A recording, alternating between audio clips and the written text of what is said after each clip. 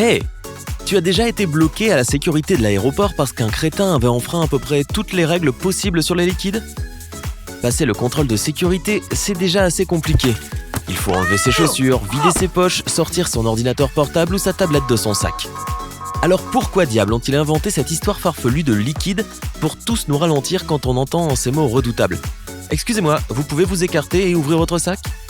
Bon, je crois que j'ai compris. Les tire-bouchons et les ciseaux ne sont peut-être rien de bien méchant, mais ils sont pointus et tranchants. Alors, je peux comprendre pourquoi il est interdit de voyager avec de tels articles dans son bagage à main, qui sait. Peut-être qu'il pourrait blesser quelqu'un si ton sac est dans le compartiment supérieur et que ton voisin essaie de fourrer sa valise à côté du tien. Ou tu sais, quand la personne derrière toi ne cesse de pousser ton siège avec ses genoux et que tu en as juste ras-le-bol. Je plaisante. Mais qu'y a-t-il de si dangereux dans une bouteille d'eau ou dans ton parfum ou ton eau de Cologne préférée? Ça a quelque chose à voir avec la pression dans la cabine? Mais liquide pourrait-il endommager le système de navigation de l'avion? C'est pour ça qu'il te demande de mettre ton portable en mode avion? Peut-être que les deux sont liés. Cela a uniquement quelque chose à voir avec les liquides qui sont à portée de main, puisque tu peux en mettre autant que tu veux dans tes bagages en soute. Eh bien, je suis sûr que tu sais maintenant que tout est une question de sécurité. Oui, on vit dans une autre époque, et crois-le ou non, il y a eu des cas de personnes mal intentionnées qui ont fabriqué des explosifs avec des bouteilles d'eau et même des tubes de dentifrice. C'est comme cela qu'ont été adoptées les règles relatives aux liquides, aérosols et gels, ou LAG en abrégé.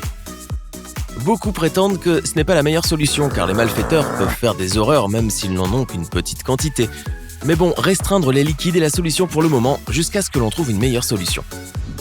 Ce qui est surprenant, c'est qu'il n'existe pas de document commun sur ces règles de sécurité aérienne qui soient utilisées par toutes les compagnies aériennes dans le monde. En revanche, il existe des organismes qui s'occupent du maintien de la sécurité aérienne. Par exemple, l'Organisation de l'aviation civile internationale, OACI, réglemente tout ce qui concerne les vols, de la conception des avions aux règles de transport des batteries. L'OACI publie de longs documents contenant des normes auxquelles tous les pays membres doivent se conformer, ainsi que des recommandations à suivre. Ils envoient même parfois des inspecteurs pour vérifier si les pays partenaires respectent ces normes. Mais les aéroports et les compagnies aériennes, eux, peuvent avoir leurs propres règles. Par exemple, en 2016, beaucoup d'entre eux ont interdit de voler avec le Samsung Galaxy Note 7 défectueux, qui, si tu te souviens bien, avait la fâcheuse tendance à exploser en vol.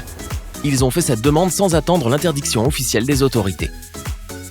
Cela dit, la liste des choses qui peuvent et ne peuvent pas se trouver dans tes bagages en soute et en cabine est la même, peu importe où tu vas. Alors avant de prendre ton prochain vol, voici quelques points à garder à l'esprit. En général, les bagages cabine peuvent accepter des liquides, des gels et des aérosols dans des bouteilles ne comportant pas plus de 100 ml. C'est-à-dire que tu ne peux prendre une bouteille entière de shampoing, mais que tu peux tout répartir dans des plus petits contenants. Bien que pas vraiment, mais j'y reviendrai dans un instant. Tu ne peux pas non plus prendre un flacon entier de 300 ml, même s'il est presque vide, et s'il ne reste qu'un peu de gel douche au fond. Non, il faut toujours se procurer un format de voyage du produit ou vider ce qui reste de ce flacon dans un format qui convienne. Maintenant, si tu es comme moi et que tu te dis « Ok, si je n'ai droit qu'à de minuscules échantillons, alors je vais en emporter une tonne ». J'ai fait cette erreur, alors je vous préviens.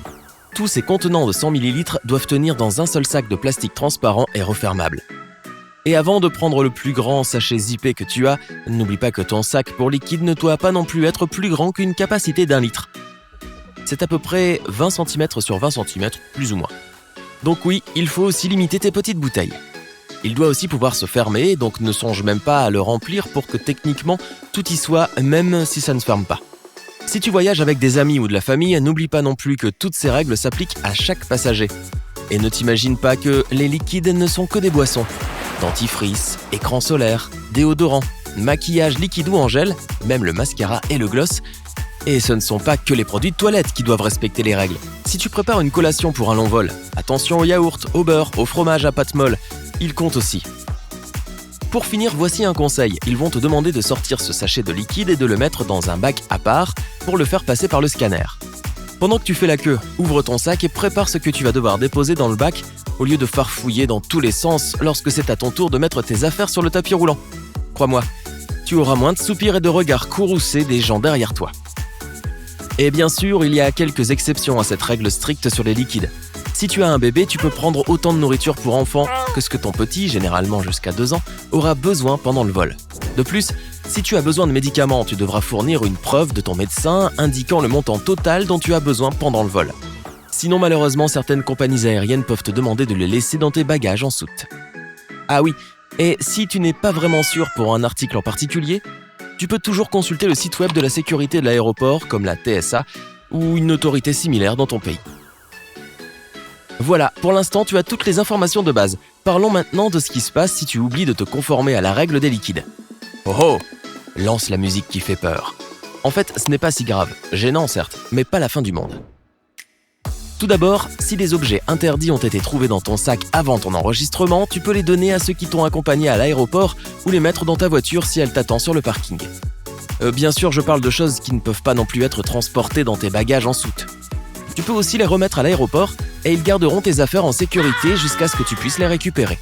Si aucune de ces options n'est disponible, vérifie si l'aéroport dispose d'un service de courrier afin de pouvoir envoyer à tes amis ou à ta famille tout article qui ne peut pas voyager en avion.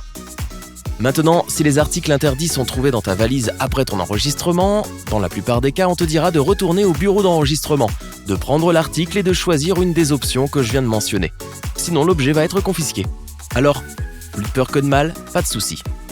Tu l'auras probablement sur le chemin du retour. En tout cas, si la chose est censée être confisquée mais qu'elle t'est chère, comme par exemple le vieux canif de ton grand-père, explique cela au personnel de sécurité. Très probablement, il y a un moyen de le garder.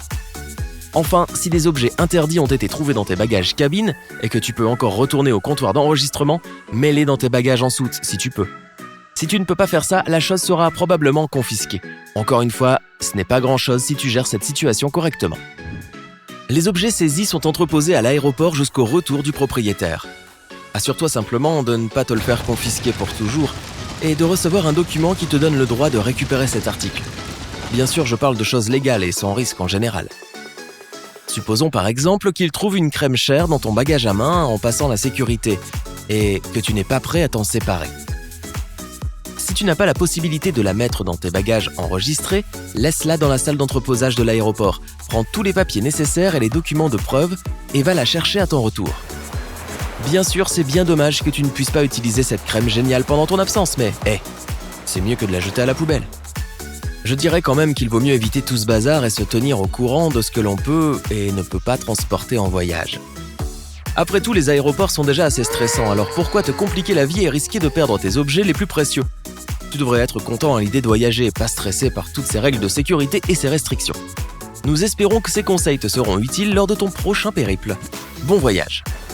Alors, est-ce que tu penses que la sécurité dans les aéroports est trop stricte ? Dis-nous tout dans les commentaires.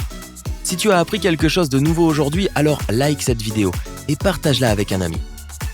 Mais n'essaye pas tout de suite de faire passer ce smoothie en douce au contrôle de sécurité.